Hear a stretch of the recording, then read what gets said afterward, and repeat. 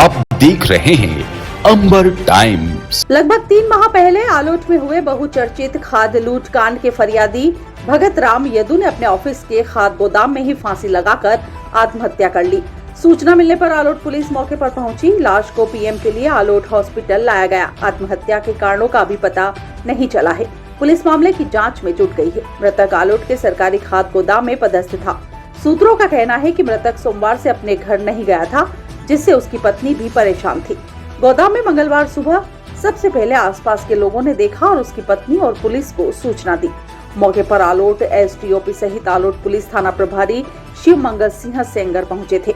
सनद रहे कि 10 नवंबर 2022 को आलोट में खाद्य गोदाम में खाद लूटने का घटनाक्रम हुआ था।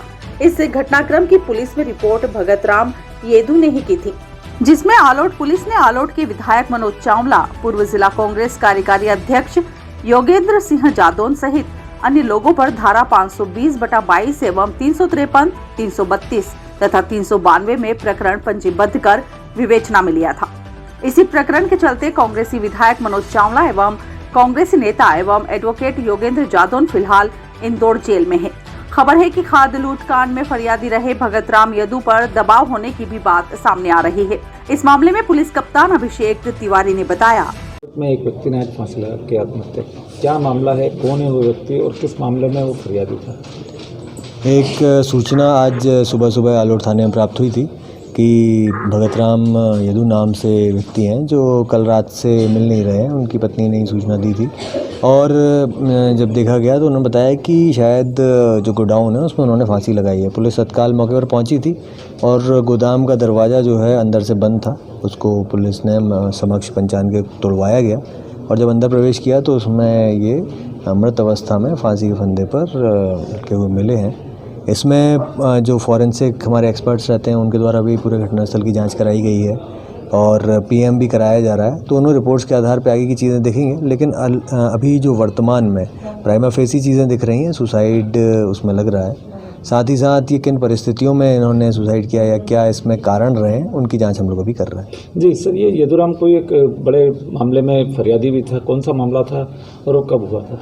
हाँ, लगभग 3 महीने पूर्व एक मामला हुआ था जो इसी गोदाम से संबंधित था, जब यहाँ से खाद को हटाने वाला मैटर था और उसमें जो खाद जो लूटी गई थी उसमें एक एफआईआर हुई थी जिसमें फरियादी थे और उसके बाद उसमें वैधानिक कार्रवाई चल रही है इससे रिलेटेड। लेकिन इसमें अभी तक कोई तथ्य उससे जोड़कर देखना भी उचित नहीं होगा। जब इसमें तथ्य आएंगे सामने तो हम लोग इसमें फिर असर्टेन कर पाएंगे कि इससे जुड़ा हुआ है या अन्य कोई प्रकरण है या कोई पर्सनल बात भी हो सकती है, पारिवारिक बात भी हो सकती है, प्रोफेशनल बात भी हो सकती है। सभी एंगल्स पे हम लोग जांच कर रहे हैं। सर, जो अभी तक जो चर्चा चल रही है उसमें पता चला है खाद गोदाम वाले मामले में इस पर कोई दबाव आया था किसी का, कुछ ऐसा? नहीं, इस तरह के रूमर्स हैं। कुछ लोग पहले भी कुछ लोगों ने ये उठाने की कोशिश की तो उन्होंने बताया कि इस तरह के रूमर्स पे ध्यान नहीं देना है। यदि उसमें कोई स्पेसिफिक, क्योंकि यदि इस तरह का कोई बात होती है तो पुलिस थाने पे शिकायत होती है या अपने कार्यालय में उनके द्वारा बताया जाता है, परंतु ऐसा कभी कोई ना शिकायत आई है ना कोई ऐसा पॉइंट आया है। हम परिजनों से भी हमने पूछा है कि क्या इस तरह की कोई बात तो नहीं है, किसी से कोई लड़ाई झगड़ा या कोई दबाव या कोई अन्य कोई बात, कोई व्यथा, कोई दुख, तो उस तरह का एक कोई स्पेसिफिक पॉइंट अभी तक उन्होंने हमारे सामने नहीं लाया है। और यदि ऐसा कोई पॉइंट आता है या किसी के संज्ञान में है कि किसी तरह का कोई धमकी हो, दबाव हो, किसी भी तरह से इस मामले से या किसी अन्य मामले से रिलेटेड भी, तो हमारे संज्ञान में लाएं, हम उसकी जांच करके उस पर भी कार्रवाई करेंगे। हाँ सर, एक चीज़ हो, ये मामला जो खाद वाला मामला है जिसमें लूटकांड, जिसमें मनोज चावला और योगेंद्र सिंह जादौन दोनों अभी जेल में हैं, इस मामले में ये फरियादी था मृतक। अब मृतक की, ये फरियादी की डेथ होने के बाद इस मामले में क्या फ़र्क पड़ेगा? कोई कानूनी रूप से इस मामले में कोई फ़र्क नहीं पड़ेगा और क्योंकि जो घटना है वो घटना यथास्थिति वैसी सबको पता है। सलाना रोड पर एक 3 मंजिला ऑटो पार्ट्स की दुकान में आग लग गई। आग से दुकान में रखा सामान जलकर राख हो गया। आग पर फायर ब्रिगेड की मदद से काबू पाया जा सका। यह घटना रात करीब 10 बजे की है। सलाना रोड पर विधायक सभागृह के पास महाशक्ति ऑटो पार्ट्स नाम की बंद दुकान में आग लग गई। दुकान में आग लगी होने को सबसे पहले क्षेत्र के निवासी शिवानी मेहरा नाम की बालिका ने देखा। उसके अपने पिता रघुवीर मेहरा को बताया। आग की सूचना रघुवीर सिंह ने दुकान मालिक कुलदीप जागरवाल निवासी कोमल नगर को मोबाइल से दी। दुकान मालिक मौके पर आए दुकान को खोला तो अंदर भीषण आग लगी हुई थी। आग लगने की सूचना तत्काल फायर ब्रिगेड को दी गई। फायर ब्रिगेड की दमकलों ने मौके पर पहुंचकर आग पर काबू पाया। आग से 3 मंजिला दुकान में रखा सामान जलकर राख हो गया। आग लगने का सही कारण का अभी पता नहीं चला है, लेकिन संभावना जताई जा रही है कि विद्युत शॉर्ट सर्किट से ही आग लगी होगी। आग से लाखों का नुकसान होने की संभावना है। दुकान में टायर और ऑयल रखे होने से आग ने विकराल रूप धारण कर लिया। बताया जाता है कि इस अग्निकांड से सारा सामान जलकर खाक हो गया है। इस क्षेत्र में अनेकों मैरिज गार्डन भी है, जहां शादियों की धूम होने से अधिक आवागमन था। सूचना मिलने पर तमाशबीन की भीड़ लग गई थी।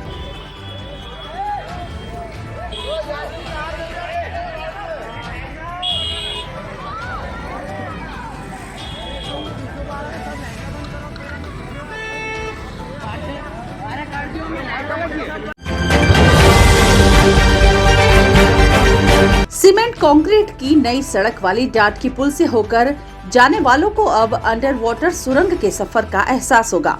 ऐसा होगा पुल की अंदरूनी गोलाई पर की गई पेंटिंग से, जिसे समुद्र के अंदरूनी थीम पर बनाया गया है। इसके अलावा मंडल के प्राचीन धरोहर के साथ वंदे भारत ट्रेन समेत अन्य भी बनाए जाएंगे। डाट की यह पुल 150 साल से ज्यादा पुरानी है। इससे होकर गुजर रही डामर की सड़क बार बार उखड़ जाती थी। इसका स्थायी समाधान करते हुए रेलवे अब सीमेंट कंक्रीट की सड़क बनवा रहा है। इसका काम ट्रैफिक रोककर 1 फरवरी को शुरू हुआ था। 12 फरवरी को पुल आम नागरिकों के लिए खोल दी जाएगी। इस पर 3,20,000 रुपए खर्च हो रहे हैं।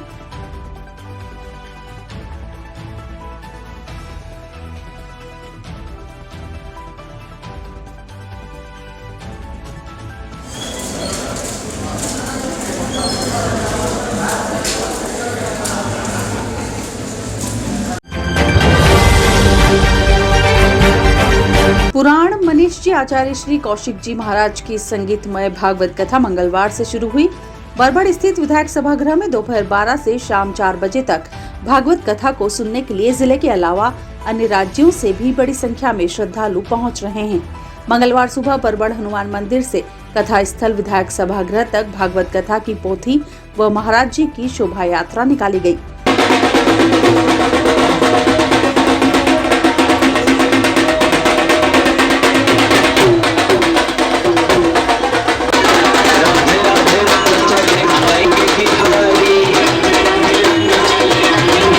कथा स्थल पर पहुंचने के बाद मुख्य अतिथियों व श्रद्धालुओं द्वारा पोथी का पूजन किया गया।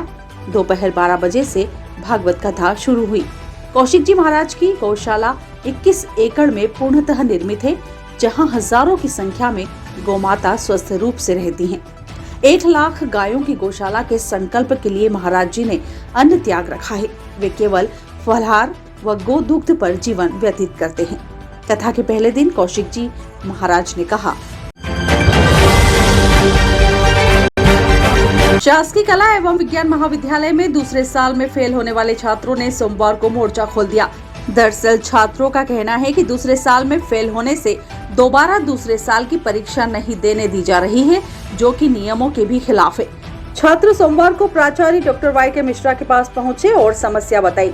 छात्र क्षितिज निमावत ने बताया, 2021-22 में दूसरे साल की परीक्षा में फेल हो गए थे। अब दोबारा दूसरे साल की परीक्षा में शामिल होना चाहते हैं, जबकि यह निर्देश दिए जा रहे हैं कि अनुत्तीर्ण छात्रों को दोबारा दूसरे साल की परीक्षा में शामिल नहीं किया जाएगा। यह नियमों के खिलाफ है। यदि परीक्षा में शामिल नहीं किया जाता है तो छात्रों को नुकसान भी होगा, जबकि स्वाध्यायी छात्रों को दूसरे साल की परीक्षा में अनुत्तीर्ण होने की स्थिति में उन्हें उसी वर्ष की परीक्षा में शामिल किया जा रहा है। प्राचार्य YK मिश्रा ने बताया, सर अभी छात्रों की एक समस्या आ रही है कि जो अनुत्तीर्ण छात्र हैं उनको दोबारा परीक्षा नहीं देने दिया जा रहा है और उन छात्रों ने आपसे शिकायत भी की है। ये पूरा मामला क्या है? एक्चुअली राष्ट्रीय शिक्षा नीति 2020-21 शुरू हुई पिछले वर्ष और पूरी एजुकेशन पॉलिसी बदल गई है। इसके अंतर्गत जो छात्र हमारे रेगुलर हों या प्राइवेट हों, जो सेकेंड ईयर में फेल हो गए, उनके लिए नवीन शिक्षा नीति के अंतर्गत ही अब अगला पाठ्यक्रम, अगला कोर्स करना होगा। इस संबंध में जो भी छात्रों की शिकायत है बहुत दिनों से लंबित है और ये पॉलिसी में मैटर है। जो नीतिगत निर्णय है शासन द्वारा जो नीति निर्धारित की जाएगी उसके अनुसार प्रक्रिया का पालन किया जाएगा। छात्रों की समस्याओं को समय समय पर हमने विश्वविद्यालय को प्रेषित किया है। कल भी छात्र आए थे, उनको हमने विश्वविद्यालय के कुलपति को अवगत कराया है। उनके द्वारा ये कहा गया है जो हमने पॉलिसी बना ली है और शीघ्र ही हम आपको प्रेषित कर देंगे। जो मौखिक चर्चा हुई, मौखिक चर्चा के अनुसार उन्हें राष्ट्रीय शिक्षा नीति नई जो है उसके अंतर्गत ही बीएससी सेकेंड ईयर या बीए सेकेंड ईयर या बीकॉम सेकेंड ईयर का अध्यापन अब करना सुनिश्चित करना पड़ेगा। और उसके साथ ही चूँकि फर्स्ट ईयर में उन्होंने शिक्षा नीति के अनुसार प्रश्न पत्र नहीं दिए हैं, उसके लिए भी कुछ नीति निर्धारण किया गया है जिससे उनको नवीन क्रेडिट अंक अर्जित करने होंगे, जिससे आगामी अध्ययन कर सकते हैं। छात्रों की मांग ये है जो उनको पुराने पाठ्यक्रम से ही अध्ययन कराना सुनिश्चित करें। इस संबंध में नीतिगत निर्णय जो शासन स्तर पर होगा या विश्वविद्यालय स्तर पर होगा, तदनुसार कार्रवाई की जाएगी।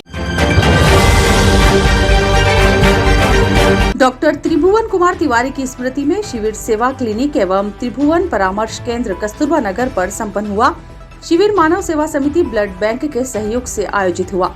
आयोजक पद्मश्री डॉक्टर लीला जोशी एवं डॉक्टर गायत्री तिवारी ने Jain Shvetambar social group royal Ratlam की सहभागिता के साथ पतंजलि युवा भारत, निःशुल्क योग फिटनेस क्लब रतलाम, पतंजलि योग पीठ के रक्तदाताओं द्वारा रक्तदान किया गया। पद्मश्री डॉक्टर लीला जोशी ने कहा, इस प्रकार के शिविर अपने पूर्वजों की स्मृति में लगाना चाहिए, जिससे रक्त की कमी से पीड़ित परिवार की समस्याओं को हम दूर कर सकते हैं।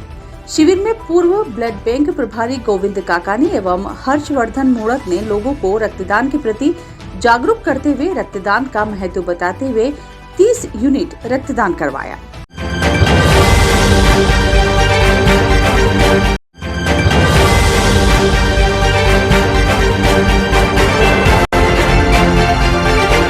आप देख रहे हैं अंबर टाइम्स। अरे अंकल वेलकम, आइए ना। हाँ बेटा।